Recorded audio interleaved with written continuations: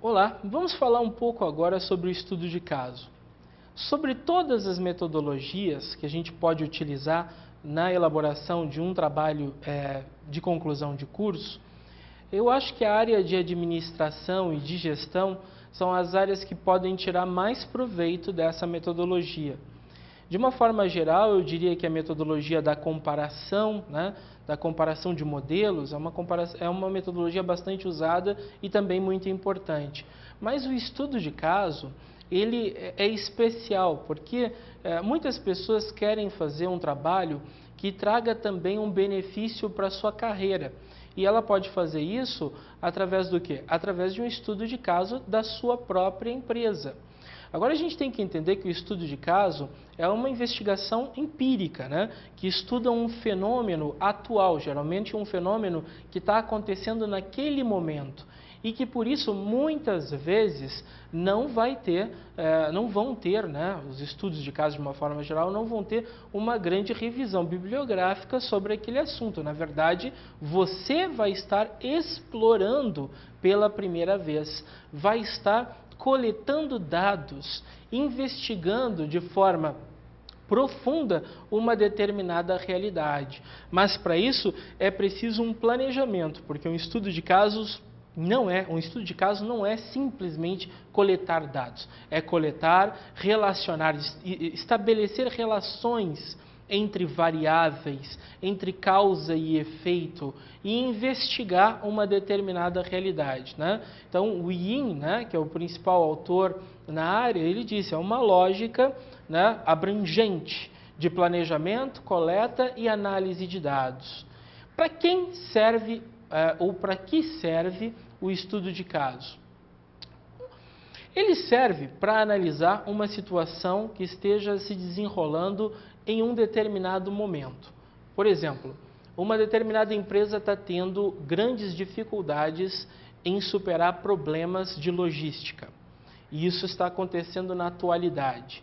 Então, você pode investigar quais são os problemas que estão levando essa empresa a apresentar essa deficiência. Em especial também, servem para levantar questões importantes para que toda uma comunidade científica se debruce sobre um problema novo. Você pode ver, geralmente o estudo de caso está relacionado a alguma coisa que destoe daquilo com que a ciência estava acostumada. Por exemplo, você tem 10 escolas numa determinada cidade e aí você acompanha o rendimento dos alunos num exame. Um exame pode ser um exame internacional, exame de PISA, para dar um bom exemplo. E aí dessas 10 escolas, 9 delas apresentam um resultado médio e uma delas apresenta um resultado 50% superior às demais. Pois bem, nós temos 9 realidades muito parecidas e que provavelmente um conjunto de fatores atua nessas 9 realidades de forma a fazer com que elas tenham um determinado desempenho, mas tem uma que está interessante aqui. Ela tem 50% a mais de desempenho no mesmo teste, ela é do mesmo município. O que ela tem de diferente? Então, poderia ser objeto de um estudo de caso. O estudo de caso daquela escola, O que ela tem de diferente? E aí, quando você for mergulhar, entrar nessa escola e tentar identificar como ela funciona, por que ela funciona daquele jeito, por que ela obteve aquele resultado, você vai descobrir que determinadas teorias ou determinadas práticas que são colocadas apenas naquela escola, elas não são realizadas em outras escolas. E, provavelmente, elas são responsáveis, de alguma forma, pelo desempenho superior que ela tem em relação aos demais. Então, quando o pesquisador mergulhar lá dentro, ele vai até lá, ele vai pesquisar, ele vai investigar professores, vai investigar alunos, vai investigar a biblioteca, vai investigar o formato das aulas, vai investigar os instrumentos que estão à disposição, como é que os alunos trabalham no dia a dia. Ele pode encontrar ali um conjunto de práticas que seja completamente novo e que funcionou.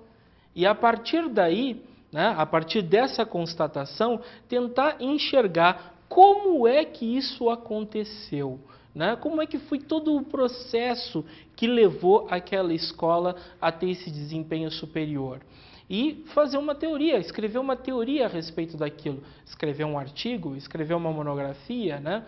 Elaborar algo que tente demonstrar que se a gente mudar, a gente pode atingir os mesmos resultados. Então, se por exemplo uma determinada empresa está produzindo com menos custos do que outras empresas, e você vai lá e investiga essa empresa, e aí descobre que ela economiza, por exemplo, o tempo dos trabalhadores, aproximando todos eles numa linha de produção, você descobre então que a linha de produção é mais produtiva. Foi o que Ford fez, né? Então, se você faz uma análise de como a empresa gerencia estoques, identifica que ela quase não tem estoques, que ela só tem estoques para um determinado momento e as outras empresas trabalham de uma forma diferente, com enormes quantidades de estoques, então você vai lá e diz, olha, aqui nesse modelo tudo é enxuto e esse modelo economiza recursos de trabalho, o que faz com que você tenha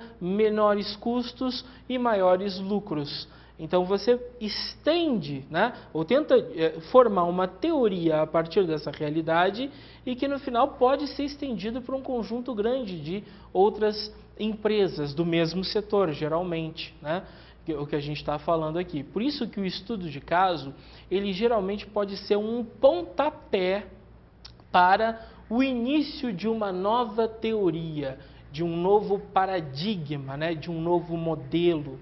Ele é muito importante. Nesse processo está diretamente relacionado um conjunto de tarefas ou de etapas para que ele possa ser bem sucedido. Então nós temos que entender que existe um método para se elaborar um estudo de caso bem sucedido. E esse método vai ter etapas, as quais nós não podemos queimar, né? É importante que a gente tenha essa visão. E, para surpresa de muita gente, essas etapas, né, que começam o estudo de caso, são muito similares a qualquer outro trabalho de pesquisa. Ou seja, a primeira coisa que a gente vai ter que se debruçar é num conjunto de questões que vão ser levantadas para serem investigadas nesse meu objeto. Por exemplo, se eu vou pesquisar uma empresa de automóveis X, eu vou tentar entender por que ela está produzindo mais, eu vou fazer um conjunto de perguntas iniciais que são as perguntas que eu procurarei responder com o levantamento de dados que eu vou fazer lá. Que perguntas serão essas? Bom, a primeira pergunta é com certeza por que ela produz mais, né? Mas também terão um conjunto de outras perguntas que são tão necessárias quanto essa primeira para entender a realidade, porque é um todo que precisa ser analisado para que a gente consiga obter as nossas respostas.